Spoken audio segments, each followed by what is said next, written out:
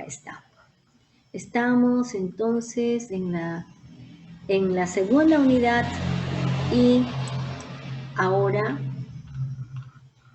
corresponde tipos de trabajos académicos. ¿Cómo se hace un trabajo académico? Ensayo académico. Hoy estamos a 28 días del mes de mayo, entonces estamos finalizando y luego, vean, la próxima semana, 4 de junio, tenemos una evaluación. Esta evaluación no va a ser una evaluación escrita, nada, sino que vamos a tener como tarea la presentación de, según lo que hoy vamos a ver, qué es un ensayo y cómo lo vamos a hacer, algunos títulos tentativos que ya les pedí, jóvenes, que ustedes vayan desarrollando.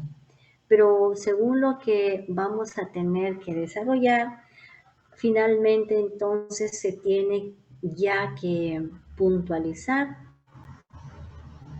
el título de lo que será su ensayo. ¿Ya? Entonces vamos a ver ahora sobre el ensayo académico, cómo se hace un ensayo académico. Quiero compartir con ustedes esta diapositiva. Espero que se pueda observar. ¿Sí? ¿Se puede ver, no, jóvenes? Sí, están observando. Sí, profesora. Muy bien. Vamos a ver. ¿Qué es lo que vamos a tener que desarrollar? La contextualización, la definición, la estructura, rasgos prototípicos y la argumentación.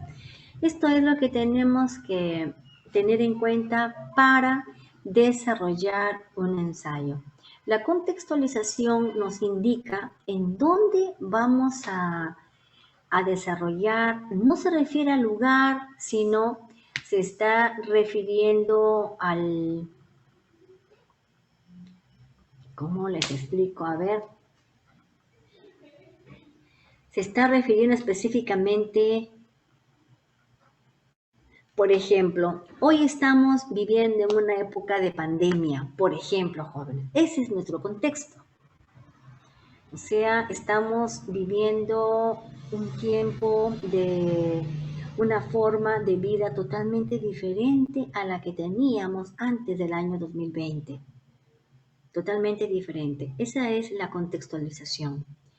Otro, si estamos nosotros viendo, por ejemplo, la música de Vivaldi, la música de Mozart y la música de Beethoven. Tenemos 3 diferentes autores. Cada uno tiene su propio contexto. ¿Quién está primero? ¿Vivaldi, Mozart o Beethoven? ¿Quién es primero? Les digo, Vivaldi se dedicó a la música de un tipo muy florido. Por ejemplo, él compone las 4 estaciones de Vivaldi: primavera, invierno, verano, otoño, donde es un tipo de música muy rica porque tiene muchos adornos por su ornamentación. Ese es Vivaldi. Estoy hablando entonces de qué época. ¿Moderna? No. No sé. Barroca. Ahí está. Pero ustedes están en tercer ciclo. Dígame, en historia de la música, ¿no han llevado, jóvenes, los diferentes momentos todavía? Si no lo han llevado, para hacerles un repaso, díganme. Sí lo hemos llevado, Miss, pero... Lo hemos llevado, Miss. Ahora sería bueno que nos haga un repaso, por favor. Claro, Sí, pero un repaso también. un pequeño repaso. Ya, listo. Me interesa esto para que podamos tener muy bien clara la contextualización. Bien, entonces Mauricio dice que no nos haría mal un repaso, profesora. Definitivamente que no haría mal. Bueno, vamos haciendo entonces un conversatorio. A ver, yo les dije Vivaldi, Mozart y Beethoven. Como nadie me contestaba, entonces yo decía, no tienen una idea, así de una manera precisa, sobre lo que corresponde. Ya, me voy a hacer un repaso. No sé quién me pidió ahorita en el chat, pero ya, yo le estoy contestando que sí. Decía, como no tenía una respuesta clara, entonces yo pensé que tal vez no lo habían llevado, porque a veces en historia sí se llevan temas tan importantes, pero a veces hay algunos temitas que no se tocan, pero sí se han llevado otras cosas, por supuesto, ¿no? Entonces, por eso fue mi pregunta. Quiero empezar con los tres primeros que he mencionado, con Mozart, Beethoven y Vivaldi. Yo les decía, ¿quién es primero?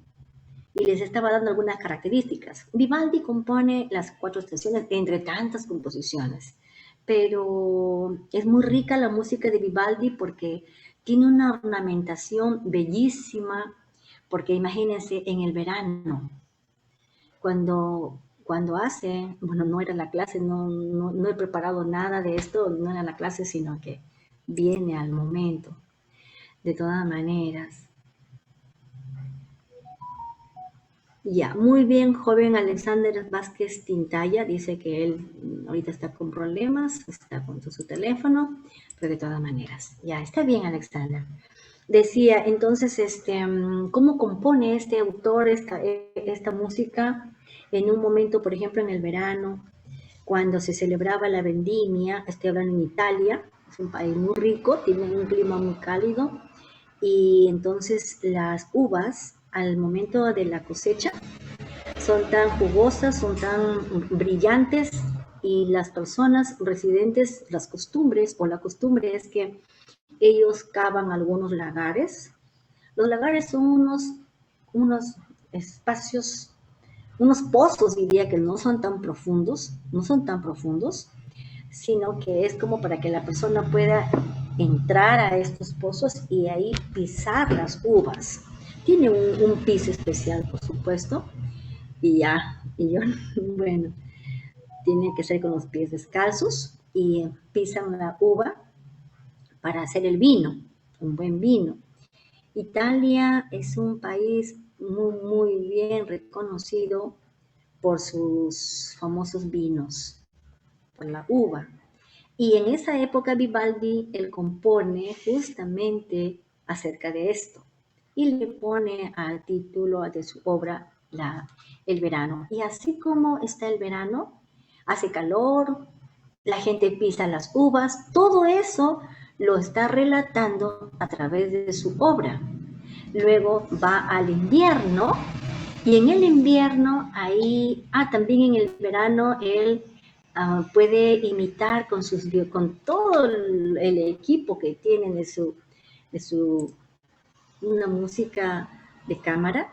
Los violines están imitando a los pajarillos, cómo hacen sus trinos y él lo puede imitar con el violín. Luego para el invierno igualmente, Vivaldi puede imitar con sus violines el frío, el chasquido de los dientes cuando se siente frío, lo hace con los violines. Ustedes lo escuchan de una manera muy minuciosa, si se detienen a escuchar la obra de Vivaldi, las cuatro estaciones, es excepcional esa composición, jóvenes.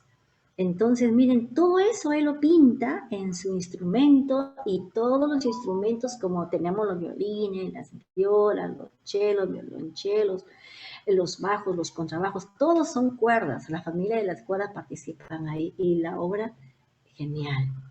Eso es la época del barroco, porque es una época en la música de mucho florido. En la pintura se caracteriza por los claroscuros, las luces y las sombras. Pero en la música hablamos específicamente, tenemos a Vivaldi. No solamente Vivaldi, hay muchos más autores de este momento. Eso es el barroco. Pero vamos con Mozart. Mozart es una persona que está tomando sus características de la época de una manera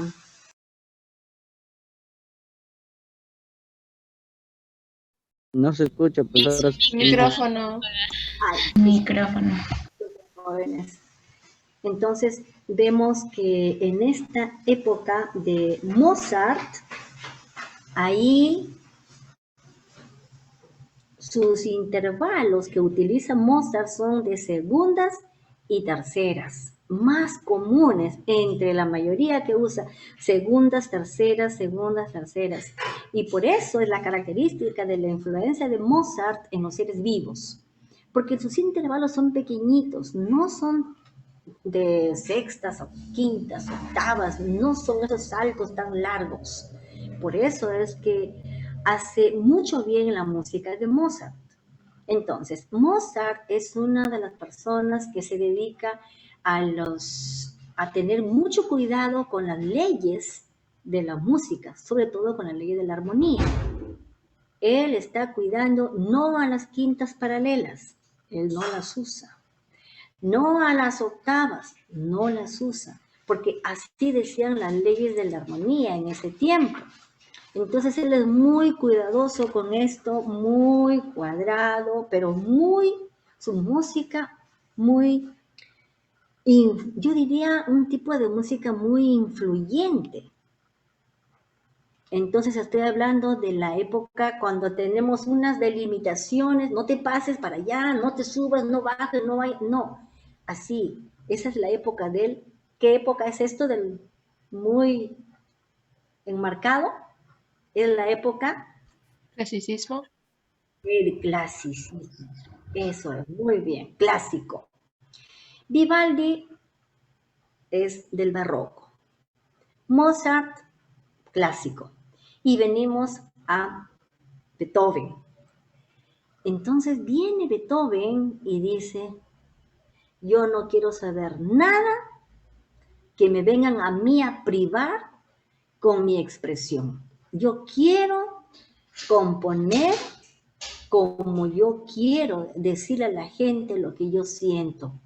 Si yo no lo digo con palabras, lo voy a decir con la música. Así que yo sí voy a usar quintas paralelas, yo sí voy a usar las octavas, yo sí voy a usar todo lo que dicen que no, yo lo voy a utilizar porque yo lo necesito. Este autor es el último clásico y el primer Romántico. romántico. Romanticismo. Pertenece a la época del romanticismo. Entonces, él compone la música donde él va a estar diciendo con su música que hace sus poemas. Por ejemplo, tenemos las sinfonías, la quinta sinfonía de Beethoven, Sinfonía del Destino se denomina, una oda a la alegría. Imagínense, jóvenes, qué paradoja, es algo tan paradójico, porque él estaba tan enfermo, estaba triste, estaba solo, y esa enfermedad terrible que él sufría, el mal de Paget, donde sus huesos craneales empezaban a crecer y por el crecimiento que tenían sus huesos, ya él perdió definitivamente el oído.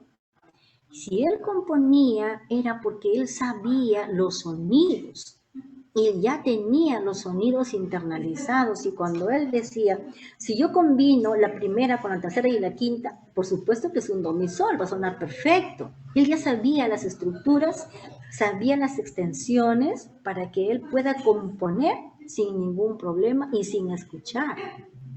Entonces, él cierra el clasicismo, con él se acabaron las leyes, todo tipo de dogma, que las armonías, no, conmigo no va eso, decía, yo tengo que hacer lo que yo quiero decirle a la gente. Y es así como surge el romanticismo. Entonces, eso, bueno, es así a grandes rasgos. Luego quiero mostrarles algo para hacer un repaso de la historia, pero permítanme, jóvenes, voy a dejar de compartir para buscar un archivo que quiero compartir con ustedes, que esto es un repaso de la historia. No sé si les envié, me parece que sí les envié.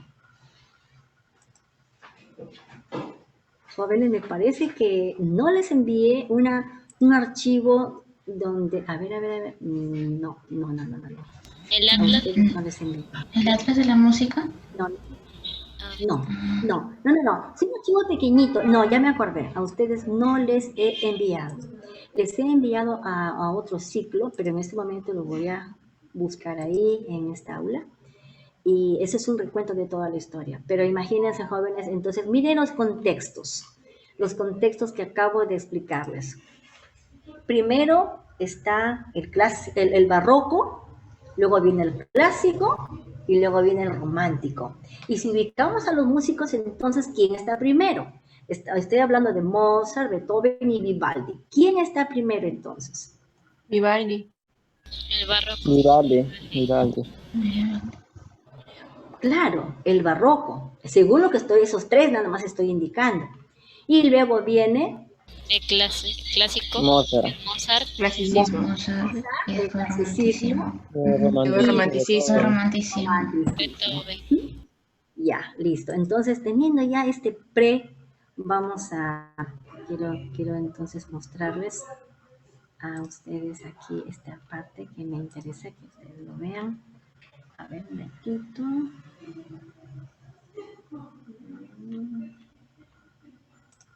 Esto me encantó. Alguien compartió conmigo este video donde es un resumen de toda la historia desde la antigüedad hasta nuestros tiempos. Tengo que encontrarlo un ratito, jóvenes, que los voy a tener que buscar. Ahí está. Lo que pasa es que con el primer ciclo, jóvenes, ustedes no tienen idea, hemos estado trabajando con el Ministerio de Educación y el Ministerio, o sea, en capacitaciones en cuanto al uso de las plataformas, sobre todo esta, la que estamos usando, Classroom. Y entonces con los estudiantes yo he tenido que estar enviando, no tareas, no para ellos, sino para el ministerio, pero yo tenía que enviarle a los estudiantes y el ministerio entraba y ya podían evaluarme, pero bueno, solamente fue con el primer ciclo, no fue para todos los ciclos. Por eso es que no trabajé con ustedes, era para el primero nada más. Y bueno, quiero encontrar. Yo envié justamente, a ver, ¿dónde está?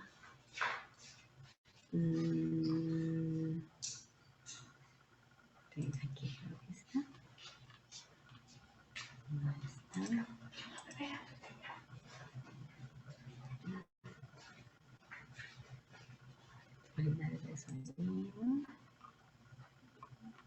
No puede ser posible.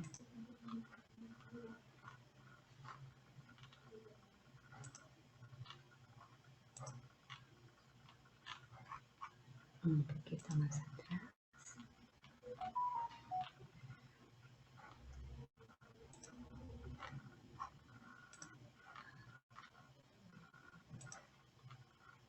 Acá está. Listo, entonces voy a...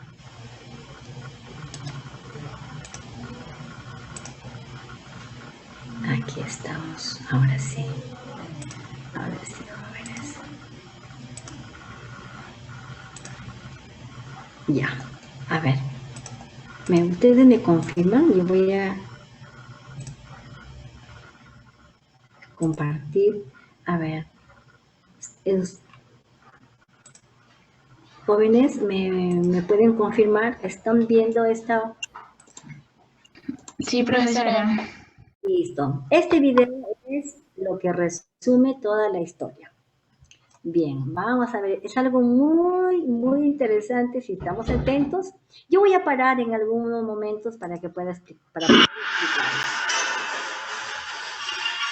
Primero, dígame, ¿se escucha el audio?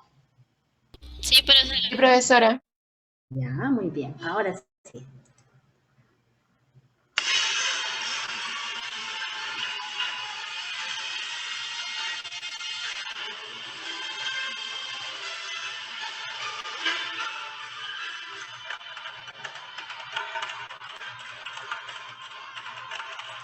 Según la historia, jóvenes, según la historia, hace más de 50.000 años, bueno, según la historia, ¿qué época, perdón, que no era una época, sino que es una división de la historia que tiene tres grandes momentos? ¿De qué división estamos hablando? Del,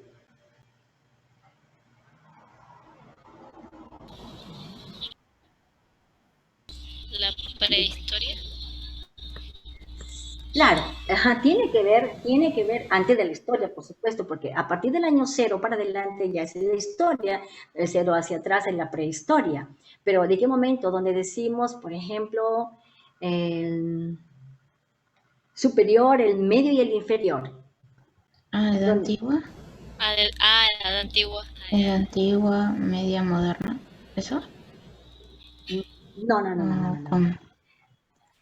Inferior, medio, Paleolítico, superior. neolítico. Neolítico, Paleolítico, neolítico, sí, neolítico. neolítico. Así es, está hablando de esto. Y esta figurita pequeñita que vemos acá son algunas formas de expresión del arte rupestre, o sea, cuando se pintaba sobre las paredes de las cuevas, o también se le denomina el arte parietal. Recuerden que en el Paleolítico tenemos el Paleolítico, el inferior, el medio y el superior. Va en la parte de abajo. Inferior, medio y superior. Inferior porque es el más antiguo. El medio y el superior porque ya se acerca ya a la historia. Bien, entonces, ¿qué pasó ahí? ¿Ya? Vamos a ver qué pasó aquí.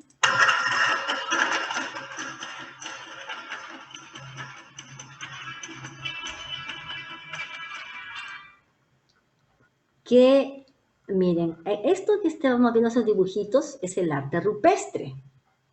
Es un tipo de expresión gráfica que la gente, los niños, las personas que vivían en las cuevas, como antes en algún momento, eran dos momentos, tanto como eran los nómadas y los sedentarios. Sedentarios porque ya se quedaron a vivir en las cuevas por el temor a las fieras salvajes. Y aquí solamente lo dibuja el autor, nada más lo hace con estos dibujitos del arte rupestre. Y ahí ya hay una expresión musical, nace la música en la antigüedad. Y luego viene aquí, ¿recuerdan de las tres pirámides, Keops, Kefren y Miserinos? ¿De quién estamos hablando? De jóvenes, a ver, jóvenes, ustedes acaban De la cultura egipcia. Exacto, muy bien, la cultura egipcia. Recuerden, lo característico en la cultura egipcia son sus pirámides y las tres principales, Keops, Kefren y Miserinos, porque estos son los nombres de los faraones que vivieron en esa época. Recuerden que lo que se caracteriza de la cultura egipcia es su tipo de escritura, la jeroglífica, la hierática y la demótica. Recuerden esas tres grandes divisiones, que la jeroglífica es la que usaban quienes. Habían el pueblo, el faraón y el sacerdote. El sacerdote usaba la demótica. La hierática era para la gente los sabios, y los jeroglíficos eran que ya la gente lo podía utilizar. Y los colores también eran privados, no eran así nada más utilizados. Bueno, vamos.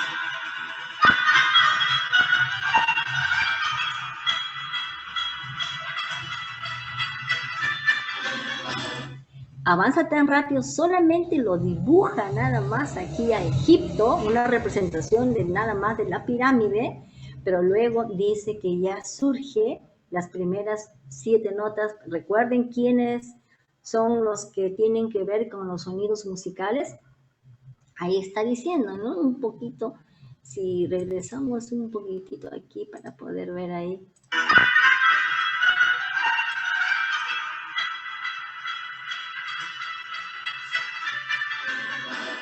Los griegos, los romanos, etc.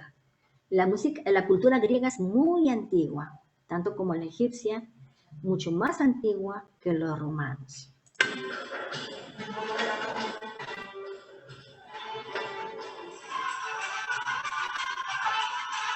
Viene la Edad Media. Recuerda, en la Edad Media, más o menos 12 En el siglo XII es donde había el ars antica y el ars nova, de ese tipo, o sea, el arte antiguo y el arte moderno. A ver, profesor, disculpe, mi hermano dice que tengo que ir. Alguien está pidiendo Sí, permiso. Jacqueline, profesor. Vaya, mamita, no, pues, no hay problema, vaya, ya está bien.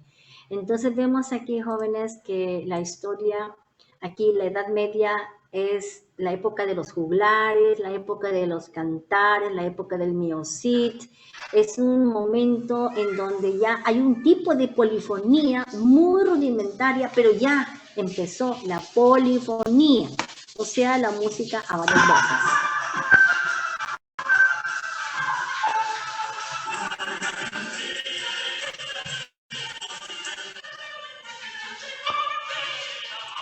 Vean, ahí están los trovadores de gesta, o sea, lo que les decía. Ya empieza a cantarse no de una sola línea, sino con varias voces.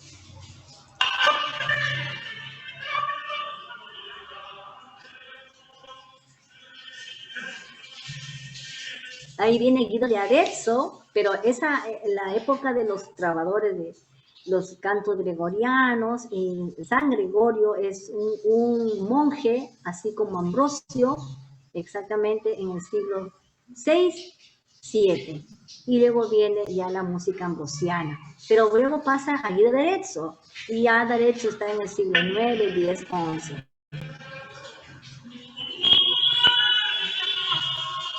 Guido de Arezzo viene y él reforma todo, recuerden, jóvenes.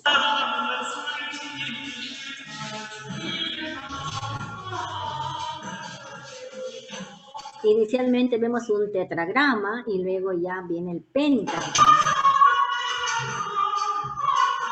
La música antes se utilizaba para expresarla era cuneiforme, tenía formas de cuna.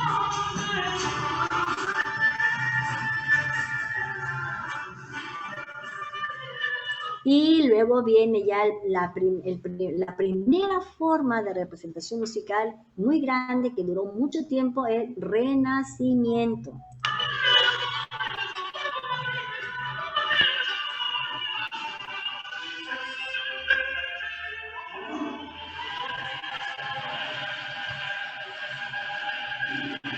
Y vienen algunos autores famosos de esta época, en el Renacimiento, la polifonía.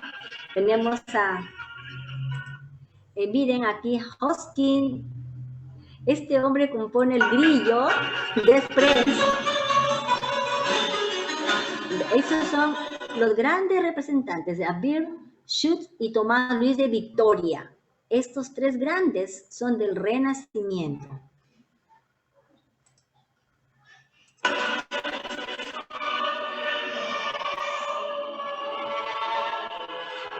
Palestrina, ya pasamos. Viene la época contrapuntística, jóvenes. Como miren cómo ya surge el contrapunto. La música ya va evolucionando. Los instrumentos definitivamente que ya son otros ahora.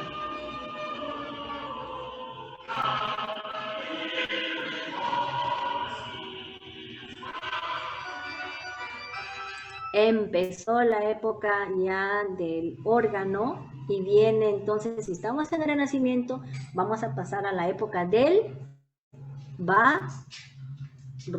Barroco. Ajá.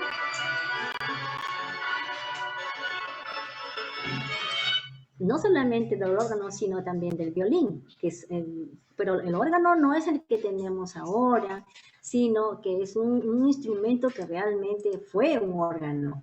A ver, profesora dice, ajá, sí, Jennifer. Estos órganos se componían así, estos tubos que podemos apreciar aquí, dependiendo de la altura del tubo, era el sonido que emitía, y abajo, en la parte inferior, estaban los pedales, una serie de pedales, así que el intérprete no solo tocaba con los deditos ahí sus manos, sino que también tocaba con los pies. Ojalá que ustedes puedan ver también aquí en otro momento la tocata y fuga en re menor. ¡Qué belleza de música, jóvenes! Impresionante cómo el intérprete toca con sus pies, tanto que como con sus manos. Eso es en la época del barroco. A ver, vamos a continuar ahora un momentito. No encuentro ahora, un momentito.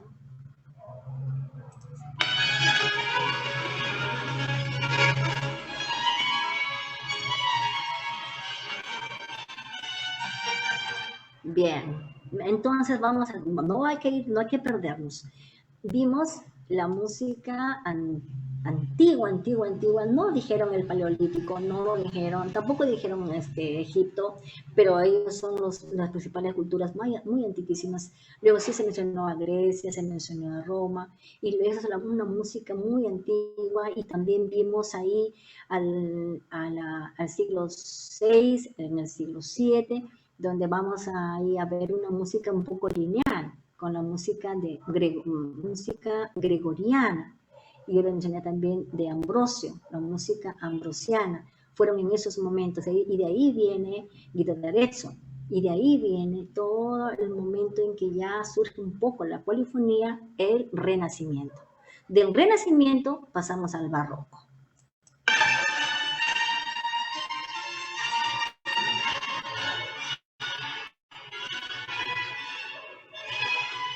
El sistema tonal con el bajo continuo. El bajo continuo, jóvenes, era una forma de, como hoy se usa el piano, con sus pedales, donde una nota se mantiene para que se pueda escuchar y se sigue tocando, pero hay un bajo que siempre se va a escuchar, eso es para el piano. En esta época también el órgano tenía un bajo continuo que siempre iba a estar sonando ese mismo sonido, y luego servía pues para una forma de un fondo musical, un fondo, y los demás seguían cantando, pero había un acompañamiento muy interesante. Y viene el sistema tonal.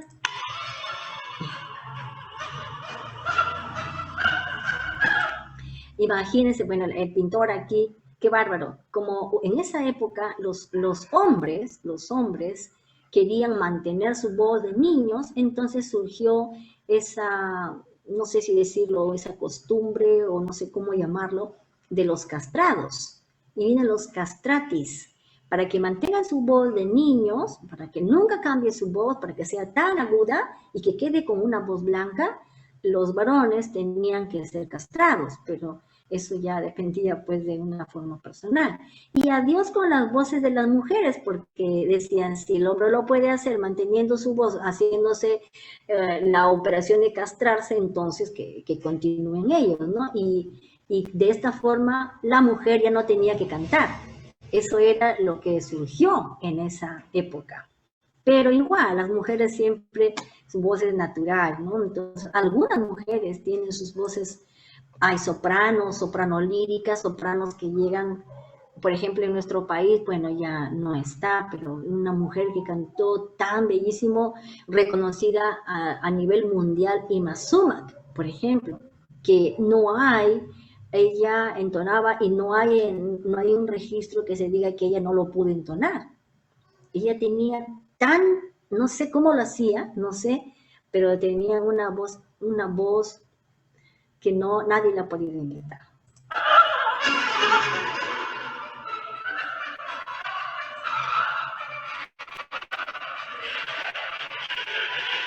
En esta época del barroco surge la ópera, y Monteverdi fue quien sobresale con este estilo. Miren, autores del barroco: Purcell, Pachelbel, Scarlatti, Händel, son del barroco.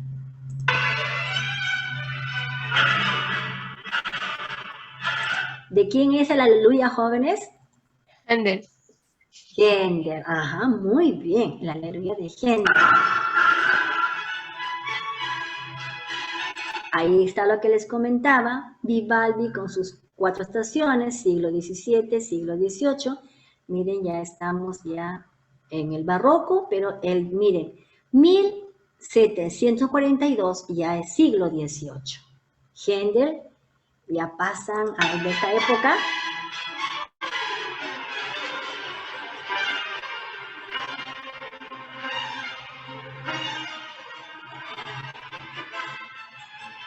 Qué interesante. Otros autores como Telemann también. Miren cuántos músicos han existido en este